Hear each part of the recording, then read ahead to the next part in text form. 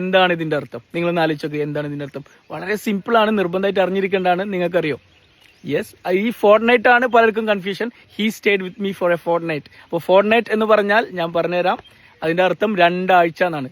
Okay, അപ്പോൾ ഇതിന്റെ അർത്ഥം എന്തായിരിക്കും? അവൻ 2 ആഴ്ച എന്റെ കൂടെ താമസിച്ചു. He stayed with me for a fortnight. ഈ ഫോർട്ട്നൈറ്റ് നിർബന്ധമായിട്ട് മനസ്സിലാക്കുക, സേവ് വെക്കുക.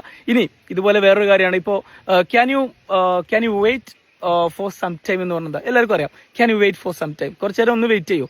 ഇനി ഈ സം ടൈമിന് പകരം നമുക്ക് വേറെ ഒന്ന് ഉപയോഗിക്കാം. ഫോർ എ വൈൽ എന്ന് പറയാം. Can you wait for a while?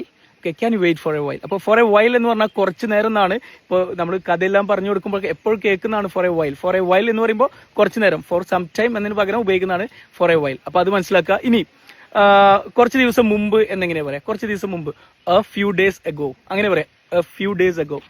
അതിന് വേറെ, ഇപ്പോൾ ഞാൻ അവനെ കുറച്ച് ദിവസം മുമ്പ് കണ്ടു എന്ന് എങ്ങനെ പറയാം? I met him A few days ago എന്ന് പറയാം. ഇനി അല്ലെങ്കിൽ റീസെന്റ് എന്ന് പറയാം. റീസെന്റ് എന്ന് പറഞ്ഞാൽ ഐ മെറ്റ് ഹിം റീസെന്റ് എന്ന് പറഞ്ഞാൽ ഈയിടക്ക് ഞാൻ കണ്ടിരുന്നു. I met him recent. അപ്പൊ ഇതൊരു ബേസിക് വീഡിയോ ആയിരുന്നു. അപ്പൊ ഇതുപോലെ ഒരുപാട് കാര്യങ്ങൾ നിങ്ങൾക്ക് പഠിക്കണോ? ഞങ്ങൾ പഠിപ്പിക്കാം. അതായത് നിങ്ങളെ മനസ്സിലാക്കി, നിങ്ങൾക്ക് എന്താണോ വേണ്ടത് അത് മനസ്സിലാക്കി, ഒരു കുട്ടിയെ പരിഗണിക്കുന്ന പോലെ നിങ്ങളെ പരിഗണിച്ച് പഠിപ്പിക്കുക. അത് നിങ്ങൾ കൊണ്ട് പറയിപ്പിക്കുക, മിസ്റ്റേക്സ് കറക്റ്റ് ചെയ്യുക, നിങ്ങളെ സംസാരിക്കാൻ മോട്ടിവേറ്റ് ചെയ്യുക. അങ്ങനെ 2 മാസം കൊണ്ട് അത്ഭുതപ്പെടുത്തുന്ന റിസൾട്ട് വരും. വളരെ ചെറിയ ഫീ ആണ്. കഴിഞ്ഞ 6-7 വർഷമായിട്ട് ഞങ്ങൾ ചെയ്യുന്നതാണ്. ധൈര്യമായിട്ട് അഡ്മിഷൻ എടുത്തോ. പുതിയ ബാച്ച് ഉടനെ സ്റ്റാർട്ട് ചെയ്യുന്നുണ്ട്. മുകളിൽ ബയോയിൽ വാട്സ്ആപ്പ് ലിങ്ക് ഉണ്ട്, ക്ലിക്ക് ചെയ്യാം. Thank you so much.